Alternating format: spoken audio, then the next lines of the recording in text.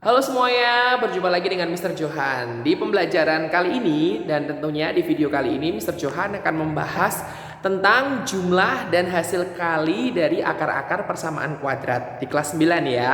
Oke, nah setahu kita yang sudah kita ketahui ya, akar-akar persamaan kuadrat itu berarti kan X1 dan X2 gitu kan ya.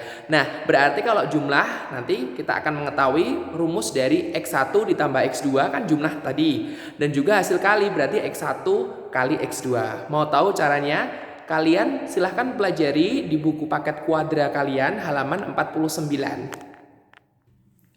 Oke teman-teman, dari yang sudah kalian pelajari di halaman 49 berarti kan disimpulkan seperti ini ya.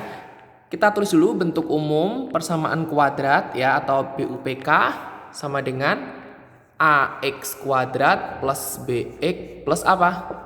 Plus C. Ini bentuk umum dari persamaan kuadrat ya. AX kuadrat plus BX plus C. Nah, untuk yang pertama kita akan menentukan rumus dari jumlah akar-akar persamaan kuadrat. Kan akar-akar persamaan kuadrat itu X1 ditambah X2. Berarti kalau X1 ditambah X2 itu dirumuskan minus B per A.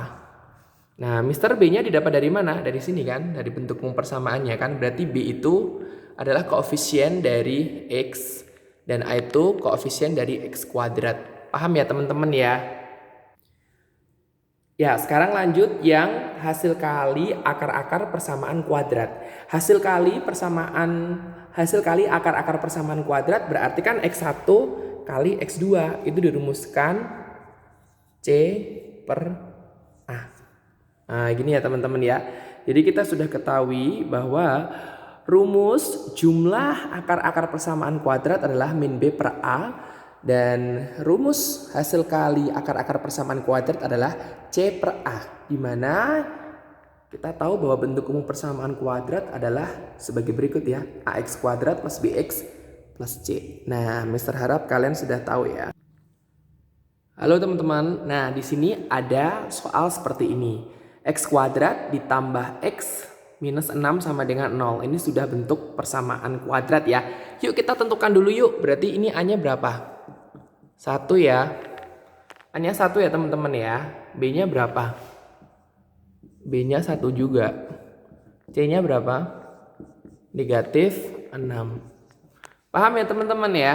Jadi A-nya adalah 1 dari X kuadrat. Koefisien X kuadrat kan 1 tuh.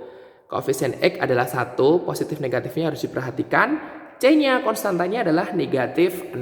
Paham ya teman-teman?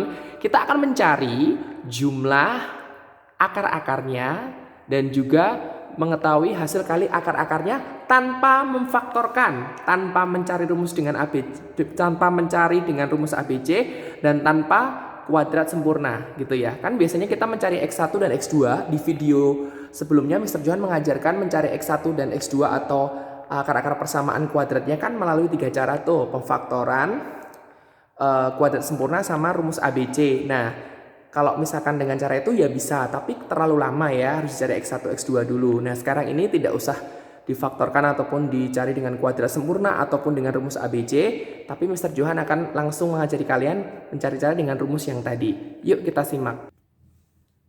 Ya teman-teman, berarti gini ya, kalau jumlah berarti X1 ditambah X2. Nah, X1 ditambah X2 tadi rumusnya apa? Min B per A.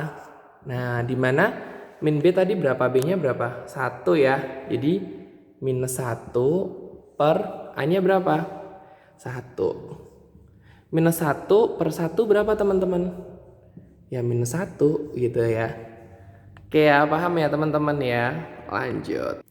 Sekarang yang hasil kali berarti X1 dikali X2. Rumusnya tadi apa teman-teman? C per A gitu ya. C per A-nya tadi berapa? C-nya berapa teman-teman? Negatif 6. Tulis aja di sini negatif 6 per A-nya berapa? A-nya 1. Negatif 6 per 1 berapa? Negatif 6. Gitu ya teman-teman ya, paham ya? Jadi ini adalah jumlah akar-akar dan hasil kali dari akar-akar persamaan kuadrat X kuadrat plus X min 6. Begitu ya teman-teman? Jelas ya? Oh ya teman-teman ya, X1 dan X2 itu merupakan akar-akar dari persamaan kuadrat. Tetapi ingat ya teman-teman, terkadang soal itu menyimbolkan bukan X1 dan X2. Ada juga soal yang menyimbolkan akar-akar persamaan kuadrat itu dengan P dan Q. Terus kadang kalau di SMA itu nanti bisa alfa dan beta. Itu sebenarnya gampang sih, nggak terlalu sulit. Kalau misalkan P dan Q itu berarti P-nya X1, Q-nya X2 gitu, atau M dan N gitu. Jadi macam-macam simbolnya, tidak harus X1 dan X2. Tapi untuk basic akar-akar persamaan kuadrat itu X1 dan X2 gitu ya teman-teman. Yuk mau lanjut lagi video pembelajaran kita pada saat ini. Langsung saja. Ya teman-teman, kalau kalian menemukan soal seperti ini, nilainya berapa? Misalkan sudah diketahui nih ya persamaan kuadratnya, atau kita pakai yang tadi aja persamaan kuadrat, atau kita pakai ini aja persamaan kuadratnya masih seperti ini ya. Berarti kita langsung tentukan aja, A-nya 1, B-nya 1, C-nya berapa? Negatif 6. Ini ya teman-teman ya. Nah kalau kayak gini, terus pertanyaannya tentukan ini. Nah ini caranya gampang sekali sih sebenarnya. Kalian tinggal sederhanakan aja. Ini kita samakan penyebutnya ya, gitu ya. Ini kali ini samakan penyebutnya X1 dengan X2, gini aja. X1 kali X2 gitu ya. Dah. Terus ini X2 kali 1, X2 ditambah X1 kali 1, X1. Jadi sama dengan ini kan sudah ketemu ini ya, paham ya teman-teman ya. Jadi ini seperti menyederhanakan pecahan biasa kayak di SD gitu kan. Ini kan sudah ketemu nih, X2 tambah X1 itu sama dengan kan X1 tambah X2, dibalik-balik aja kan bebas, nggak apa-apa gitu ya. Per X1 kali X2. Udah ini ketemu, jadi berapa?